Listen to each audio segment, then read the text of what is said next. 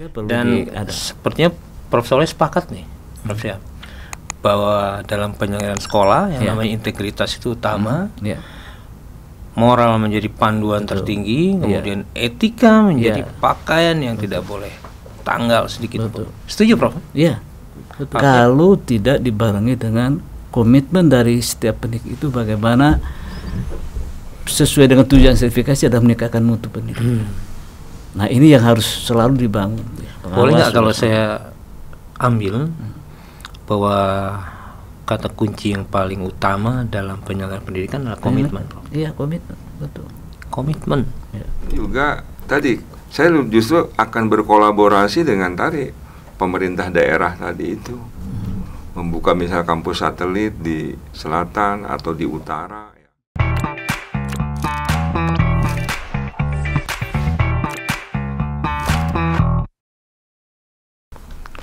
Assalamualaikum warahmatullahi wabarakatuh, sahabat Banten Podcast, apa kabar? Semoga Anda sehat selalu. Amin, amin. Saat ini saya sudah bersama dua orang yang luar biasa. Kedua orang ini bukan saja guru bagi saya, juga sekaligus menjadi orang tua, tempat bertanya tentang pengetahuan dan kehidupan. Sudah ada di samping kiri saya Profesor Soleh Hidayat. Assalamualaikum, Prof. Waalaikumsalam. Sehat selalu, Prof. Alhamdulillah, Pak Iksan. Saya merasa berbahagia nih bisa ada Prof hadir di sini. Kemudian di sebelah kanan saya ada Profesor Syahabudin. Selamat siang, Prof. Assalamualaikum. Siang. Sehat selalu. Assalamualaikum warahmatullahi wabarakatuh. Sahabat, kita akan bincang sesuatu yang luar biasa, visioner, dan tentu saja akan banyak makna untuk Banten, karena kita akan coba petakan, bahas masalah pendidikan dan kualitas sumber daya manusia di Banten. Tentu saja kita bicara ke depan nih, Prof. Nah, kita pengen tahu bagaimana sebaran kualitas pendidikan dan SDM di Banten, kemudian apa kendalanya, dan bagaimana juga potensinya. Saat ini penduduk Banten berjumlah 11,79 juta. Ini data dari Direktorat Jenderal Disdukcapil Kemendagri per Juni 2021, di mana 7,42 juta jiwa atau 62,93% ini usia produktif. Sebarannya di antara usia 15 sampai 64 tahun, sisanya usia tidak produktif karena memang belum produktif 0 sampai 14 tahun. Sisanya berusia di atas 65 tahun, Prof. Nah, kemudian kita punya sekolah menengah di Banten, itu jumlahnya negeri itu sekitar 4.850 atau 32,74%. Sementara swasta itu 9.961 atau 67,26%. Artinya sebagian besar masyarakat kita itu dilayani oleh swasta. Sementara perguruan tinggi kita itu berjumlah 115 perguruan tinggi. Nah, mungkin ini menjadi satu review tentang modal. Bagaimana pendidikan dan SDM kita akan dilihat ke depan gitu. Saya ke Prof Soleh dulu. Ya. Bagaimana Prof melihat sebaran data yang disebutkan tadi terhadap prospek kualitas SDM dan pendidikan kita di Banten? Ya. Baik, terima kasih Pak Iksan, Prof Syahabudin, dan teman-teman. Saya diundang di podcast miliknya media apa itu? Banten Podcast. Banten Podcast. Ya. Berbicara masalah sebaran pendidikan, memang saya belum punya data, tidak sempat mengkopi data pendidikan dasar ya. Tapi menengah tadi sudah dikemukakan bahwa mayoritas itu swasta. Ya. Dan 32% itu adalah negeri. Sekolah yang dibiayai oleh negara, oleh Pemprov Banten, sesuai dengan kewenangannya.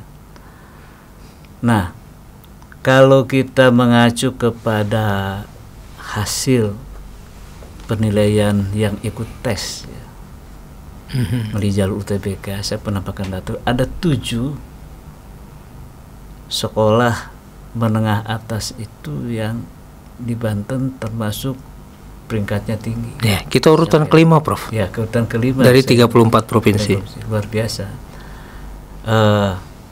Yang 3 itu negeri, sisanya 4 kalau swasta. Yang negeri itu MAN, Insan Cendekia, SMA 2 Tangerang Selatan, dan SMA 1 Kota Tangerang. Yang lainnya adalah swasta.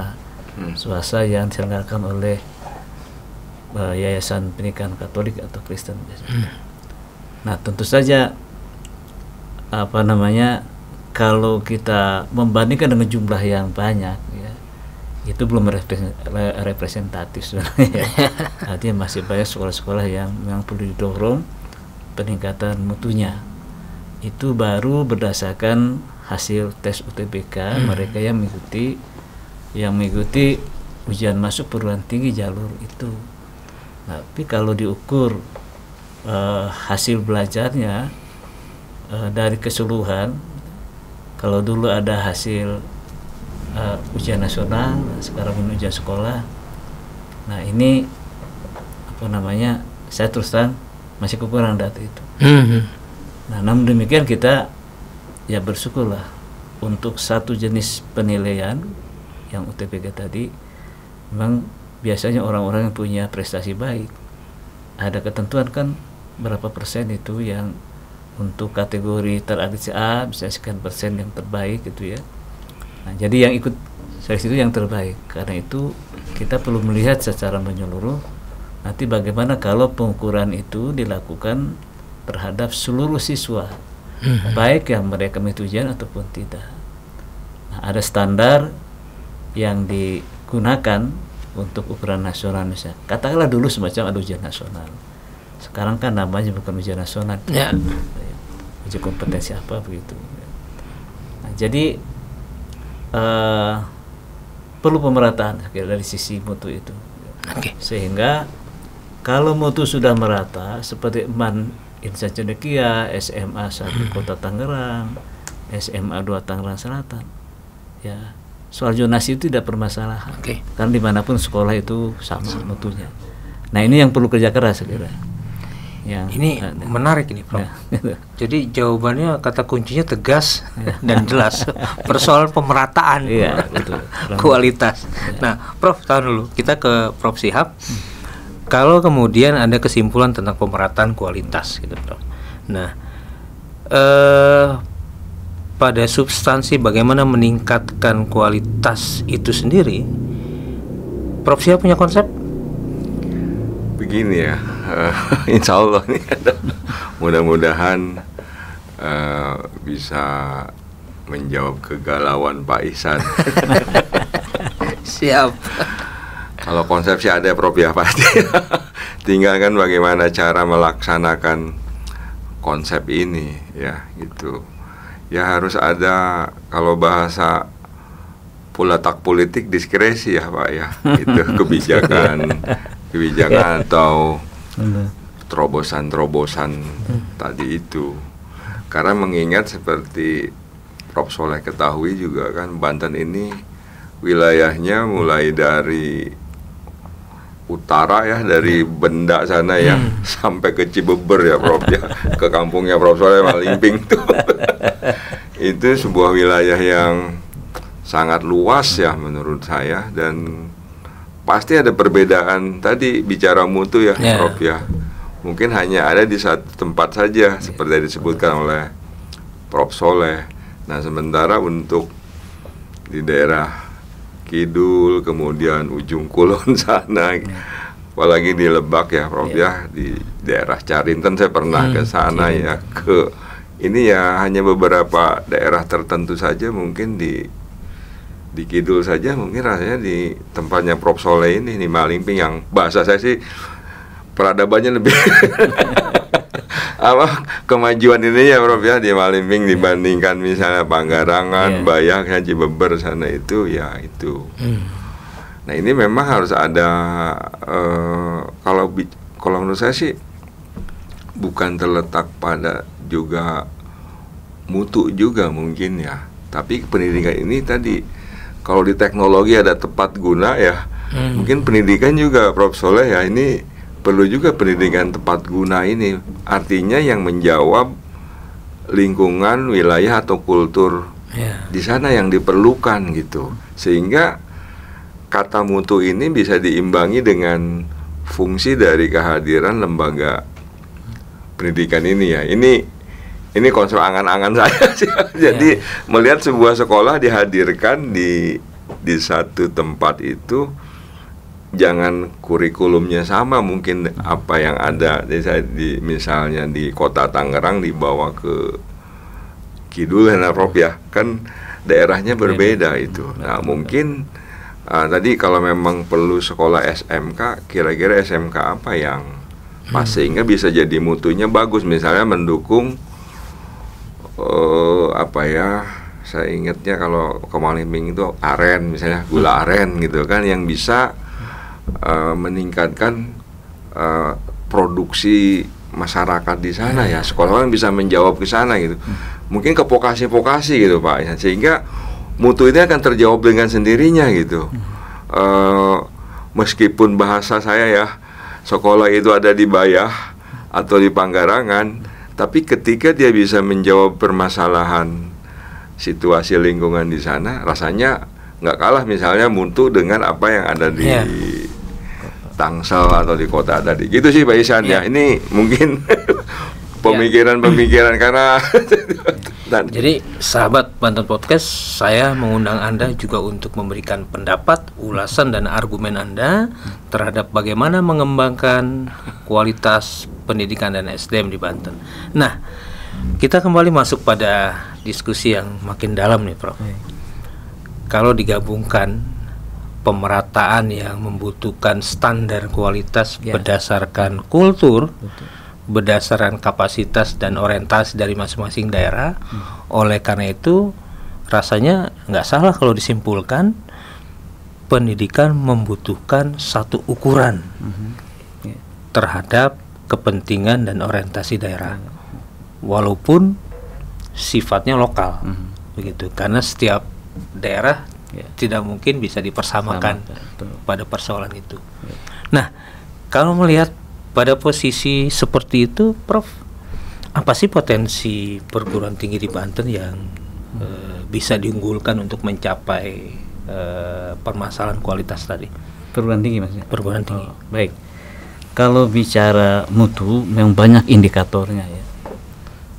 Ada sejumlah penelitian tentang faktor-faktor yang berpengaruh terhadap mutu pendidikan di sekolah, mulai dari dengan kompetensi gurunya, ya, di dalamnya kualifikasi dan kemampuan-kemampuan yang dipersyaratkan, baik pedagogiknya, profesionalnya menguasai bidang ilmunya, kemudian kompetensi dalam bagaimana cara mempelajarkannya maupun bagaimana guru membangun komunikasi dengan internal antar guru, kepala sekolah dan masyarakat. Juga faktor kepemimpinan kepala sekolah sendiri cukup berpengaruh ya, terhadap maju mundurnya suatu lembaga pendidikan sekolah dan yang lain. Tapi kita melihat dari aspek itu, terutama kenapa guru sekarang menjadi perhatian pemerintah, dijadikan sebagai suatu jabatan profesi ya, yang mempersyaratkan minimal S1 ya. Kemudian mereka juga diberi tunjangan. Nah, itu adalah disadari bahwa peran guru itu semakin penting dalam meningkatkan mutu pendidikan. Nah, maka sekarang standarnya sudah jelas, mereka yang sudah bisa melampaui mengikuti sertifikasi dan akan lulus, maka mereka sebagai pendidik profesional. Nah, maka pemerintah harus memperbanyak kesempatan kepada guru-guru yang ada, karena belum semua tersertifikasi. Saya angkanya berapa persen yang sudah itu, tapi belum 100%. Ya, program itu harus dilakukan. Pendidikan profesi guru dalam jabatan di samping prajabatan.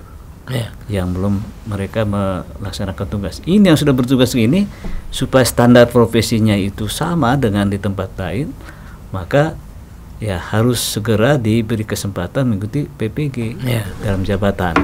Nah, kemudian ada faktor lain juga, memang masalah ketersediaan sarana pendidikan. Mungkin sekarang kan beragam ya, masih ada disparitas lah. Apalagi sekolah-sekolah baru, gurunya baru ya, sarana baru. Nah, kalau tidak secepatnya dilakukan upaya dari pemerintah ya, terutama sekolah negeri ini ya, untuk bagaimana pembangunan sarana prasarana pembelajaran supaya pembelajaran berlangsung secara efektif dan efisien. Nah, kemudian juga penting tadi kepemimpinan kepala sekolah. Kalau kepala sekolah ini yang sudah berhasil meningkatkan mutu di sekolah itu, ya bisa kita lakukan proses apakah mutasi dengan diberikan insentif tertentu supaya tidak merasa dihukum dia.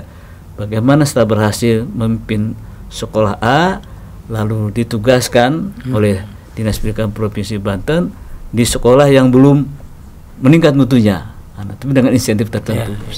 Itu saya kira salah satu cara ya, yang kita lakukan untuk meningkatkan mutu. Memang ya, mutu pendidikan itu perlu biaya, perlu dukungan biaya. Jadi indikator kesejahteraan guru masih rendah nih, Prof. Ya, kalau mereka yang sudah mendapatkan sertifikasi ya lumayan lah dapat sertifikasi. Tetapi menurut saya kebijakan pemerintah Provinsi Banten terhadap guru-guru honorer misalnya mendapat standar gaji yang kalau tidak salah 3 juta sekian, itu sudah lumayan begitu ya. Dari sisi integritas bagaimana? Nah, sekarang penyelenggaraan pendidikan memang tadi ya, komitmen dari guru itu sendiri memang harus juga muncul ya, tanggung jawab, ya, integritas. Ya. Nah, perlu dan ada. Sepertinya Prof. Soleh sepakat nih, Prof. Syihab, bahwa dalam penyelenggaraan sekolah yang namanya integritas itu utama. Moral menjadi panduan tertinggi, kemudian etika menjadi pakaian yang tidak boleh tanggal sedikit pun. Setuju, Prof? Iya, betul. Artinya kasus-kasus yang saat ini mengemuka seperti korupsi dan sebagainya itu nggak boleh ada di karena sekolah ini pendidikan kan sebagai garda terdepan dalam gambar moral ya. Sekolah itu pusat pendidikan moral, pendidikan karakter. Maka seluruh warga sekolah harus tadi punya integritas, punya komitmen yang tinggi ya terhadap pelaksanaan tugas atau tidak melakukan perbuatan yang melawan hukum. Betul. Prof, ini di sela-sela bincang-bincang kita, saya juga meminta doa nih sama Prof. Soleh dan sahabat Banten Podcast, karena Prof. Syihab ini mau nyalon rektor. Nah, iya betul. Beliau sudah memberitahu pada saya, izinlah karena saya sebagai Insya Allah beliau menjadi salah satu calon yang terbaik. Iya betul.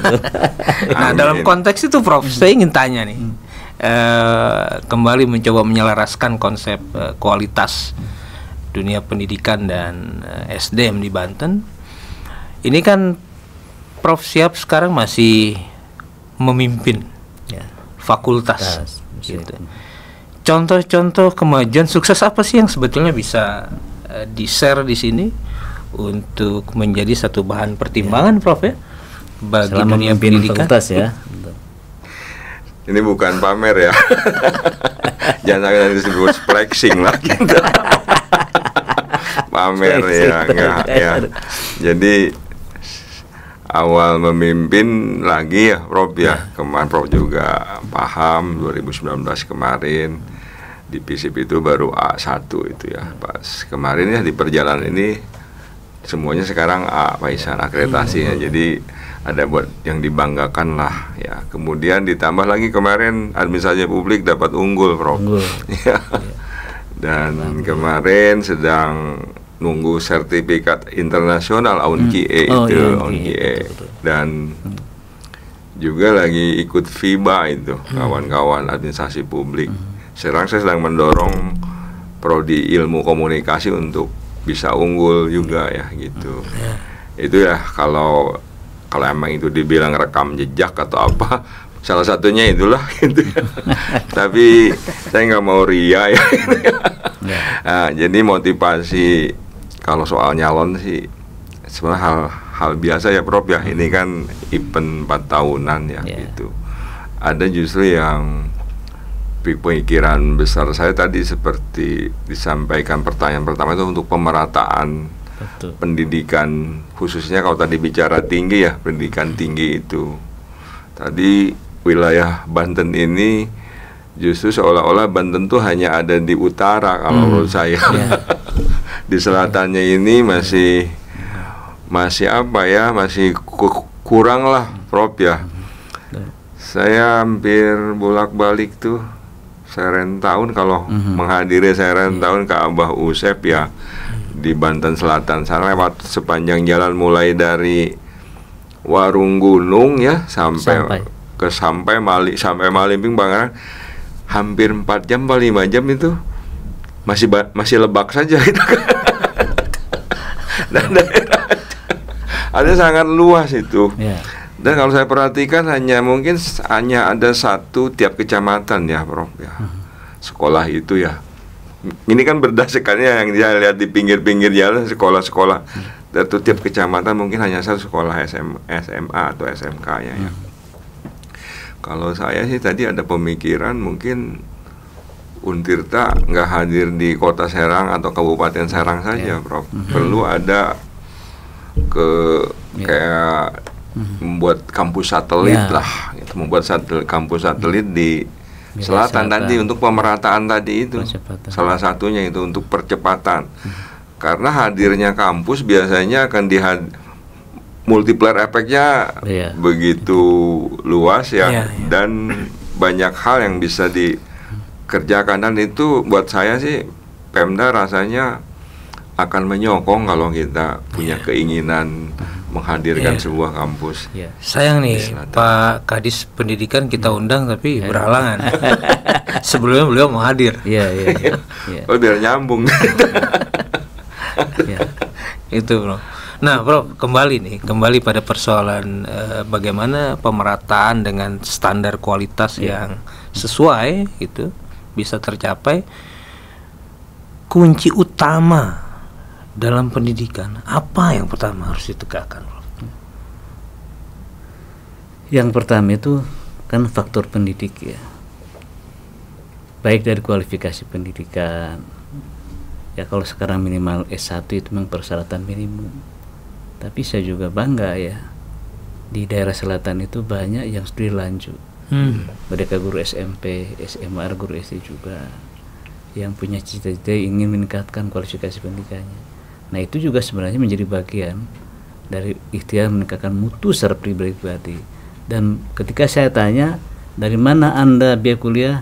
Dari sertifikasi. Nah itu sudah ada pada jalan yang benar itu.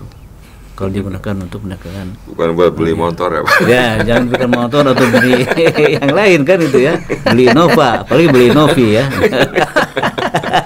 Beda ya Bro? Beda. Innova sama Innovi ya? Jadi juga tadi perlu tumbuhkan komitmen dan tanggung jawab bagaimanapun ya, sebab tunjangan saja tidak cukup kalau tidak dibarengi dengan komitmen dari setiap pendidik itu bagaimana sesuai dengan tujuan sertifikasi adalah meningkatkan mutu pendidikan. Nah ini yang harus selalu dibangun ya. Sebab penelitian UNDP sertifikasi ini belum berbanding lurus dengan mutu pendidikan. Nah ini apa yang salah? Nah perhatikan kita bagaimana jiwa dari seorang pendidik ya, untuk mengabdikan dirinya, punya cita-cita dan komitmen untuk meningkatkan mutu pendidikan. Setelah saya dihargai pemerintah, diberikan penghargaan dengan tunjangan profesi, ini saya kira yang harus selalu disegarkan motivasi itu kepada para pendidik. Tentu tanggung jawab siapa? Ya para pembina, pengawas, ya kepala dinas. Seperti itu Pak Iksan. Kalau tidak disertai itu ya nanti orang mengatakan mutu walayah tidak bermutu-mutu, tapi lok-lok biaya, uang negara keluar besar, tapi tidak bermutu-mutu kan itu. Ini yang merupakan kerja bersama. Boleh nggak kalau saya ambil bahwa kata kunci yang paling utama dalam penyelenggaraan pendidikan adalah komitmen? Iya, komitmen, betul. Komitmen. Ya. Nah, Prof Syihab sebagai orang yang juga sudah lama dalam dunia pendidikan, gitu. bagaimana menjaga komitmen untuk memajukan dunia pendidikan? Baik, ini pengalaman pribadi ya, Prof ya. Komitmen ini memang harus muncul dari diri sendiri. Ini sebuah panggilan. Sering Prof Soleh juga waktu kita sama-sama ya Prof. Eta Prof Syihab, dosen-dosen muda itu suka susah banget dihubunginnya. Saya juga kadang ini ya. Enggak termasuk saya kan Prof? Enggak, saya gampang. Balas SMS aja susah katanya. Itu bagian dari komitmen ya. Saya ingat ya ayah saya juga guru ya gitu. Pokoknya mah ulah masuk ngabohongan mahasiswa kecil-kecilan katanya. Ketika kita sudah menuliskan jadwal kita, itu kan janji. Janji kita sama anak-anak mahasiswa kita dan janji sama Allah. Nah, itu komitmen itulah memenuhi janji jadwal ya Prof ya gitu. Kalau memang jam hari Selasa misalnya jam sekian kita mengajar ya mengajarlah. Kalaupun misalnya ada halangan beritahu. Jangan sampai mereka udah datang jauh-jauh seperti tadi. Saya juga pernah Prof dapat mahasiswa pasca itu dari sebelah sini Saketi itu lewat itu kecamatan apa kalau ke bawah itu Bojong, Picung. Ibu naik apa ke sini? Naik motor, bimbingan. Untung saya ada Bu, jangan sekali-kali saya bilang kalau misalnya mau membimbingan janjian takutnya pas kita nggak pas ya gitu kan. Itu luar biasa mereka pengorbanan naik motor, seorang ibu punya tanggung jawab dia mengajar. Nah ini hal-hal yang seperti ini saya komitmen itu dari hal-hal sepele tadi, taatilah jadwal kita, janji dengan mahasiswa atau menjawab SMS mahasiswa. Ya, kemudian komitmen ya pada profesi ya tadi. Jadi untuk menjaga integritas itu memang salah satu faktor tadi mungkin ada unsur luarnya Prof ya. Apakah tadi memang istilahnya honor seorang guru atau seorang dosen ini masih dirasa kurang sehingga kan suka ada yang lalai karena hal itu.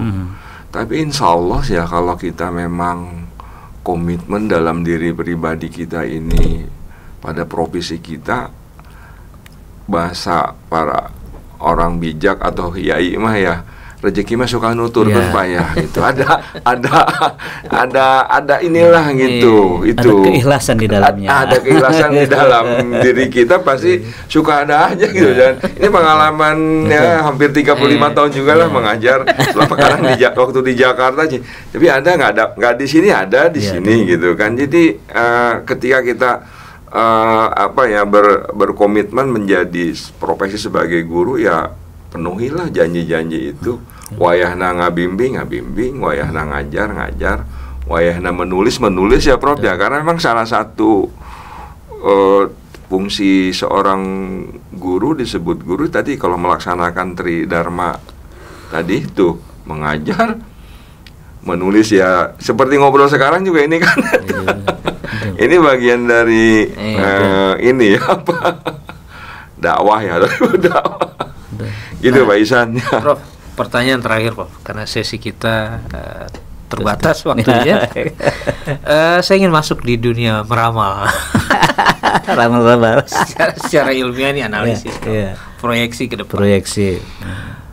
Banten ini cocoknya karakter pendidikan yang orientasinya pada industri, agro, atau pariwisata atau apa Prof? Nah, saya kira kan Banten ini kalau bisa dikategorikan ada beberapa wilayah pengembangan ya. Misalnya Pandeglang yang kaya dengan potensi pariwisata. Ya, di sana kalau ada SMK pariwisata, SMK didukung ada minimal diploma 3 pariwisata, saya kira tepat. Tapi ketika kita bergeser ke Cilegon kan industri, maka itu juga penting. Jadi semua potensi yang kita miliki baik itu di bidang agro, kemudian industri pariwisata itu harus disediakan sumber dayanya, harus dikombin. Combine termasuk pendidikan pertanian. Meskipun pertanian untuk level SLTA Contoh SMK Pertanian di Pandeglang itu, saya ketemu kepala sekolahnya kurang peminat. Ya, mungkin mereka sudah merasa orang tua saya juga jadi petani, masa jadi petani lagi. Padahal dengan sentuhan teknologi kan menjadi lebih produktif hasilnya. Nah, ini saya kira sudah mulai bagus, artinya di Labuan ada SMK Kelautan, ya, perikanan dan sebagainya.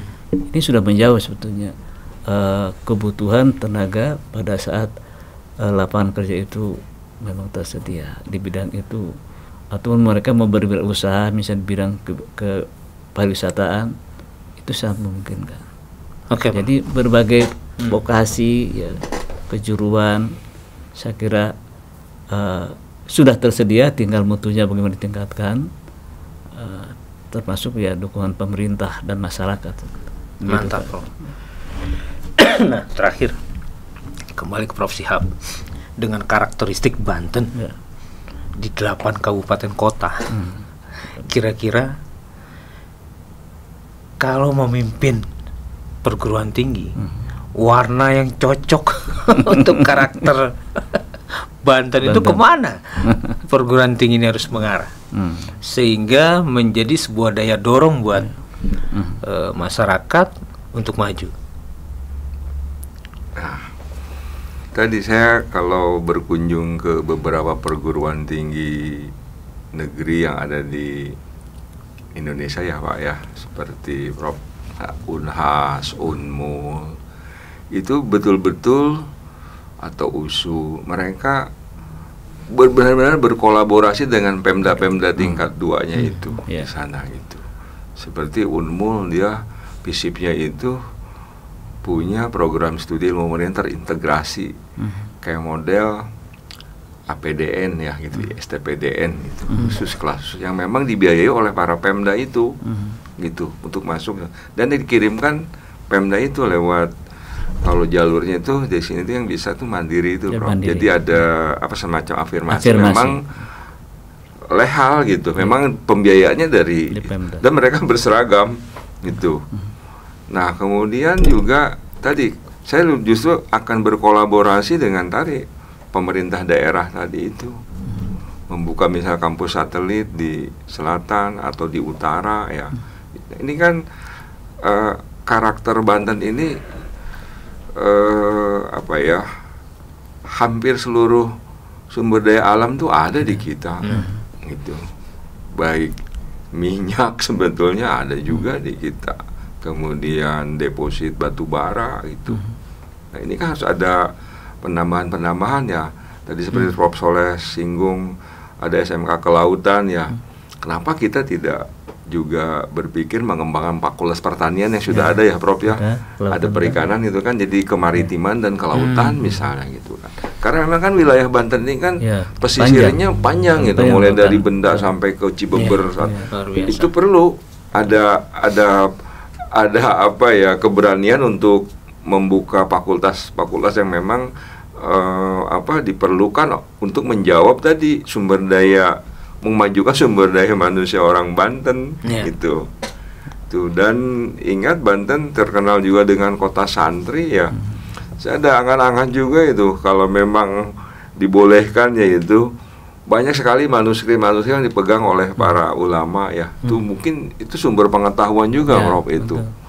Yang bisa kita digitalisasi gitu kan. Setelah itu aslinya diserahkan lagi ke ini, dan tugas bidang hilirisasi riset itu untuk membunyikan lah naskah-naskah kuno kita itu yang mungkin menurut saya itu apa ya, sumber ilmu pengetahuan yang mungkin orang lain nggak ada gitu. Itu jualan kita mungkin di mana. Kalau bicara soal apa namanya ya, teknologi nuklir mungkin sudah lebih dulu ITB dengan UGM. Kita mungkin tadi kepada kultur yang kita miliki, kita kembangkan, dan tadi mungkin perlu juga kita buka fokus ilmu budaya, karena kan kita berbeda juga kultur itu. Mengembangkan dari FKIP yang begitu besar, program studinya bisa disinergikan dengan fakultas-fakultas lain, membangun FIB lah misalnya, sehingga pencirinya nanti akan kelihatan gitu. Itu mungkin Pak Ihsan.